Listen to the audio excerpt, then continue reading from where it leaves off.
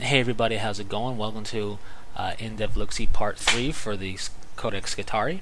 And what we're looking at here is going to be a fluff. I'm going to look into the fluffs, specific parts that I find interesting, that I enjoy, and really go over some nitpicking parts as well, just because it's not all sunshine and rainbows. I'm very much a realist, and while sunshine and rainbows are cool, there's also stuff that I'm not the biggest fan of, but I'm gonna tell you right here and now, it doesn't make the fluff horrible for me. I still enjoy the fluff overall. I also want to cover some points in the fluff that I feel help support my theory and got me thinking about it initially. And basically, there's stuff throughout the codex, fluff-wise and army list side-wise, that made me, I should say, think about this theory. And then I want to talk about some other little fluff bit that kind of sets you up for a little bit of disappointment, because there is no HQ in this codex, but the fluff would kind of have you think otherwise if you didn't know that going in of this one particular area. So let's get to work. The fluff I enjoy overall. They very much make the mechanical feel like they've always felt, this machine that just wants to devour knowledge and data and tech. That's what they're for. They could care less really about the politics of mankind. They could really care less about what the Imperium wants in terms of expanding its borders per se. But what they care about is data, technology, this take good machine. So they'll obliterate a world to get to one ancient tank of lost technology. If there's an STC fragment, they will destroy sectors if necessary to get to it. They will do anything and kill anything in their way to get to an STC fragment. That's like a holy grail thing. So they really are possessed of mind and spirit in terms of their dedication. I'm not saying they're actually possessed like a possessed unit in 40k. No.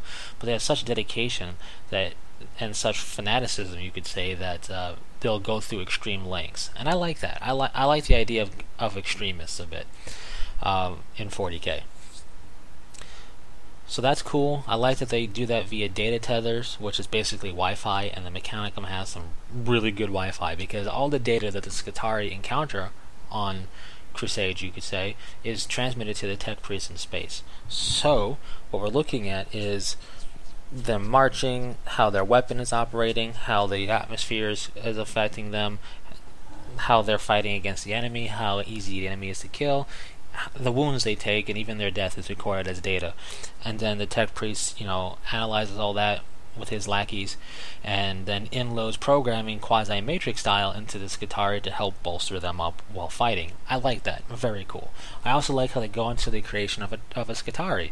It's done in a similar light of how they go into the creation of a Space Marine. I like that because we get a little bit more detail into what Skitarii are all about under their masks and how they become Skitarii, and I like that. The one thing I don't like too much, and this is just a personal preference, is I don't like how they make the idea that they can have crazy different disparity in a Skitarii's body in terms of tech. And they talk about specifically, they talk about punch cards in their skull, which is fine. I don't really care too much about that. It's very old school in loading data, but it is a little silly. And then they also talk about leather bellows for lungs, which is the silliest part, because they make mention they can have leather bellows for lungs and then quantum bioware in their brains, to show the disparity of tech. And the disparity of their tech is fine, but for me personally, what I didn't like about that part is I feel no self-respecting tech priest would enhance anything with more organic parts.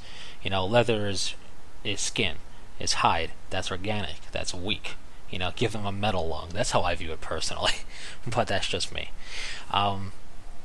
So it doesn't break anything. It's just something there that I looked at and went, not my cup of tea, but still kind of interesting and cool.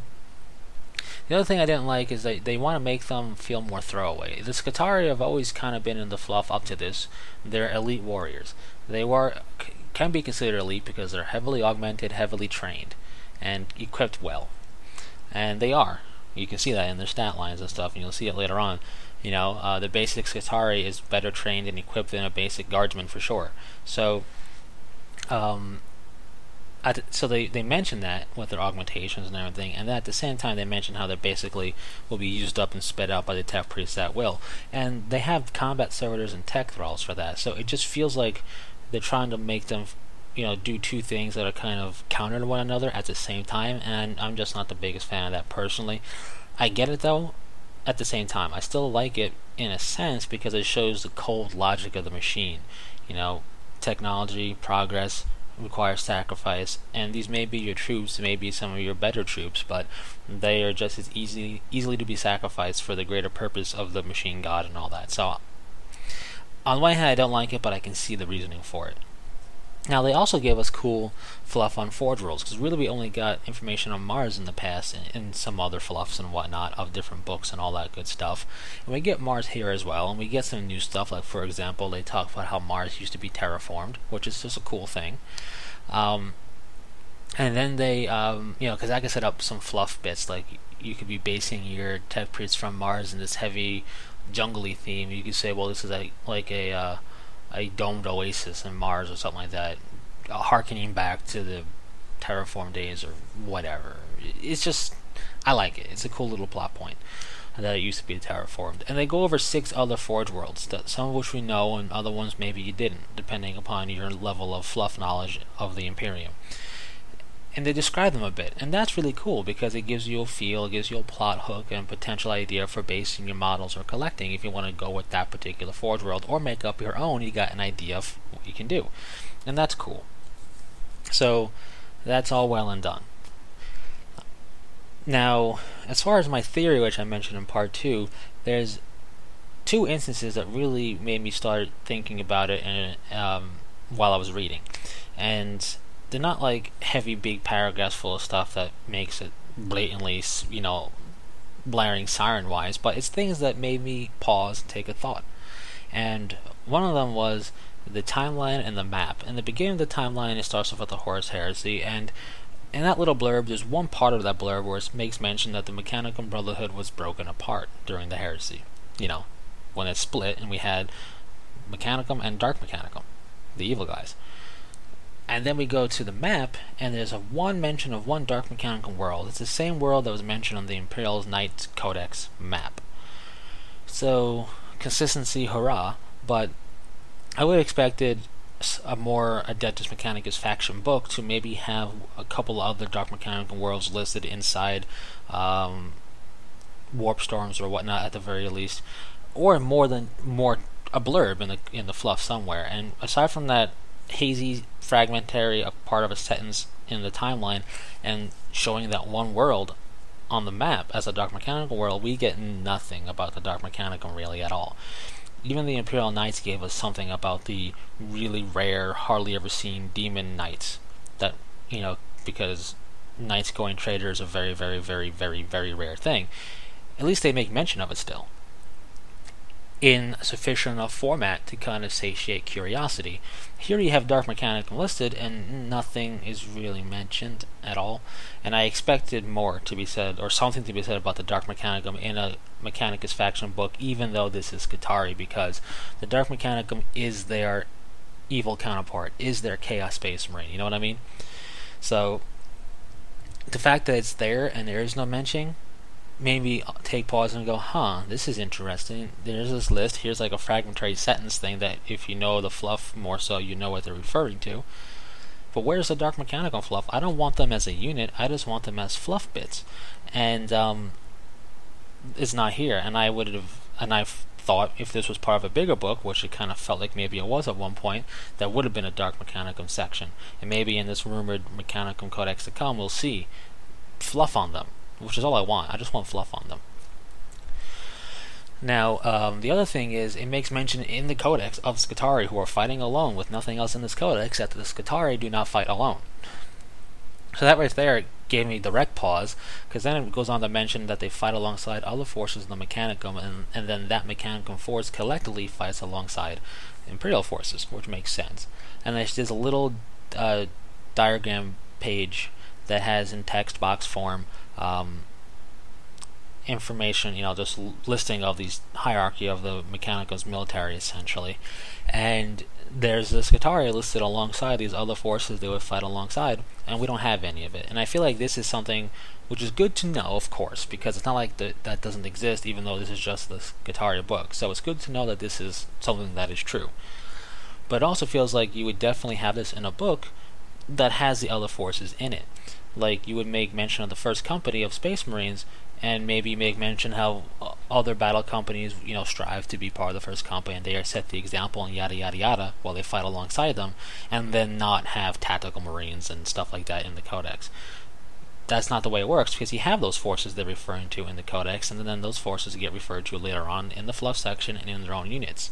And we have neither of those here in this Codex. That's why I took pause and gave thought about it, because yeah, you could say I'm thinking a bit too deeply, but at the same time I think you understand where I'm getting at, hopefully. So that's just a couple of things that made me take pause and think, and there's stuff like that throughout the Codex. Now, I may mention that there is no HQ unit in this Codex, and I'm okay with that. I am.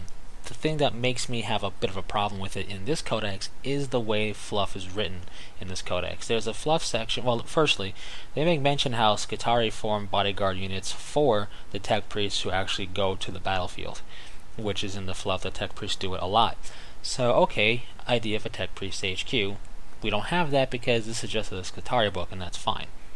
But then in the Skitarii unit section, there's this little Fluff bit called Skitarii Overseers, and they refer to them as commanders, cyborg commanders that command the cohorts of Skitarii. And a cohort is kind of like a company almost, or some type of organization that contains a lot of different units of the Skitarii together, and they are the leader of it. Sounds very HQ unit to me.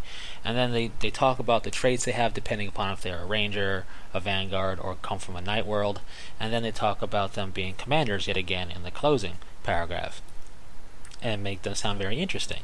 And if you didn't know that there was no HQ unit in this Codex, you're just reading it from cover to cover yourself, you'll feel kind of pumped and hyped about an HQ unit. That sounds like a cool HQ unit. It sounds like there could be potential for options and rules that it would have depending upon what options it would have. And it sounds very much like a Skitarii leader leading his forces as an HQ unit. And then you get to the army list section and there is no HQ unit, and you're kind of let down. Even knowing there is no HQ unit, I read that and I went, man, that would have been a cool HQ unit, and I felt a little bit disappointed, I should say, because I knew there was no HQ, but this sounded really cool. So, while I think a Codex doesn't need an HQ, if you're going to give us fluff like that heavily implies an HQ in just 3 paragraphs, then we need an HQ unit, I feel. Especially because the Skitarii Overseers thing sounds really cool. And I wish there was an HQ. And the way they're described, it's not describing the Vanguard Alpha or Ranger Alpha. It sounds like they're describing a full-fledged commander, a full-fledged HQ unit, and not just a squad leader. But, again, that could just be me, but I feel that maybe others will agree with me who know about the fluff that I'm talking about and have read it. So, anyways, that's really it for going into the fluff here. In the end of the day, I really do enjoy the fluff. I think they did a good job explaining the Skitarii and giving tidbits of information on the Tech Priest and the Mechanicum and Forge Worlds for people who are brand new to all of that. You're not going to be lost, I feel, in the shuffle. I think you're going to get a nice understanding of what this is all about. And whether or not you like it, of course, is your own opinion on it, but at least you're going to get a nice, solid understanding. So they did a good job with that.